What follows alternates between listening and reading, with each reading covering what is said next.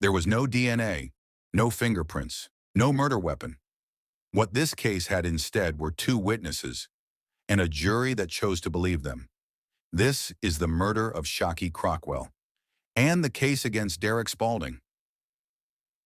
Shockey Crockwell was shot and killed in Bermuda in 2007. It happened at night. There were no surveillance cameras, no clear eyewitnesses at the scene. From the very beginning, the investigation had a problem. There was nothing physical tying anyone to the crime. No forensic breakthrough, no weapon recovered, no scientific evidence pointing to a suspect. For a while, the case went nowhere. What changed everything was not a piece of evidence, but a conversation. Actually, two conversations.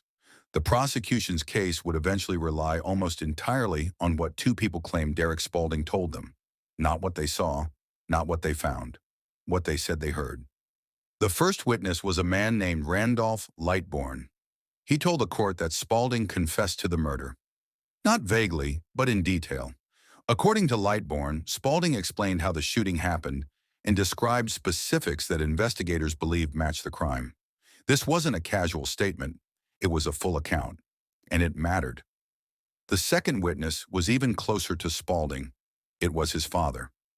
Carlton Spaulding testified that his son asked him to provide an alibi and later admitted involvement in the killing. A father testifying against his own son is not something a jury ignores easily, but it also raises questions, motives, family conflict, pressure.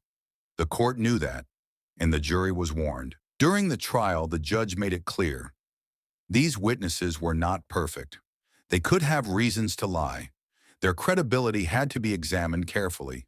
And yet, after hearing everything, the jury convicted Derek Spaulding of murder.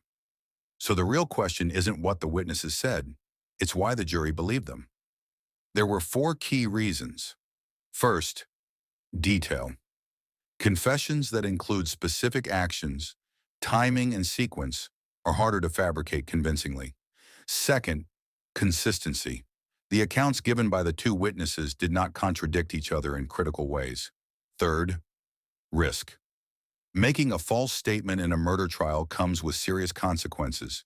The jury understood that these witnesses had something to lose. And finally, context. There was no alternative explanation that fit the facts better. No other suspect. No competing narrative. This case wasn't decided by science. It wasn't decided by technology. It was decided by trust. The trust that ordinary people placed in human testimony, and sometimes that's enough to decide a life sentence. This has been Off the Record, a case where there was no physical evidence, only words and the people who chose to believe them.